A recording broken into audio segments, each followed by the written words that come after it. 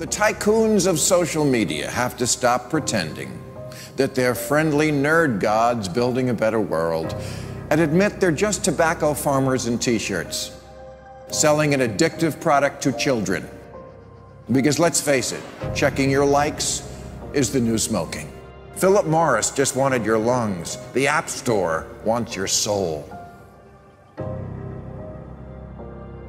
There are 2 billion people, more than 2 billion people on Facebook. That's more than the number, it's about the number of notional followers of Christianity.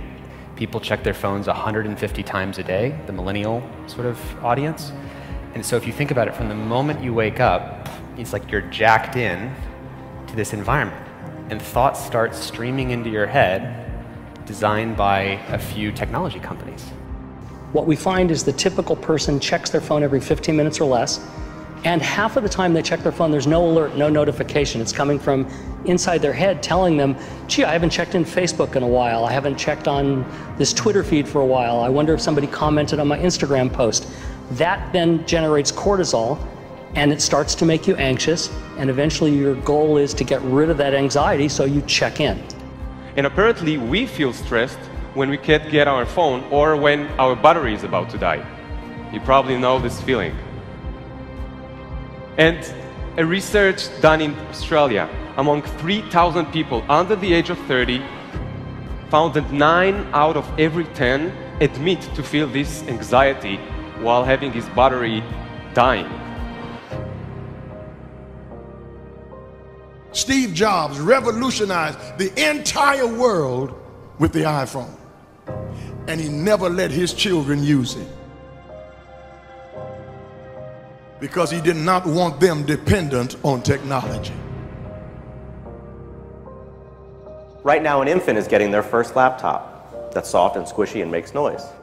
Right now, a child is being born online and being favorited and retweeted. The hypergenerational segregation of our time is bizarre, unhealthy, and historically unprecedented. You've never seen the like of people sitting at a table in a restaurant not talking to each other because they're texting and using their Facebook and Instagram and Twitter, and they are at the table and don't even know each other. In the house and can't even talk to each other. And the pressure that's on us to be like everybody else is so great that everybody tries to live like they're in a reality show. As a culture, we don't have enough in common anymore. And that's because the internet, which was supposed to unite the world, has become too adept at serving us personalized content. Do you know what I saw on Yahoo's front page this morning? No, you don't, because mine isn't the same as yours. People get news feeds now that just spit back customized stories based on what we've clicked on in the past. We are great consumers, but poor producers. We will buy what we can't afford with money that we don't have to impress people we don't even know, trying to be like everybody else. Get off of Facebook and put your face in a book. Right now, a teenager is photoshopping their selfie because as a society, we're telling them they're not good enough. Right now, influencers encourage narcissism without knowing the breadth and depth of their impact on their audiences. Right now, 40,000 spectators are in an Olympic football arena watching a competitive esports competition because this is this generation's football match. There's always this narrative that technology is neutral and it's up to us to choose how we use it. This is just not true.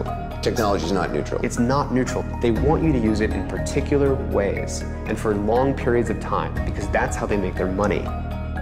You don't realize it, but you are being programmed. It was unintentional, but now you got to decide how much you're willing to give up, how much of your intellectual independence. If you feed the beast, that beast will destroy you. If you push back on it, we have a chance to control it and rein it in. And it is a point in time where people need to hard break from some of these tools and the things that you rely on. The short-term dopamine-driven feedback loops that we have created are destroying how society works. No civil discourse, no cooperation, misinformation, mistruth. And it's not an American problem. This is not about Russian ads. This is a global problem. I challenge everyone to try going 1 week without social media. Don't let your phone and social media control you.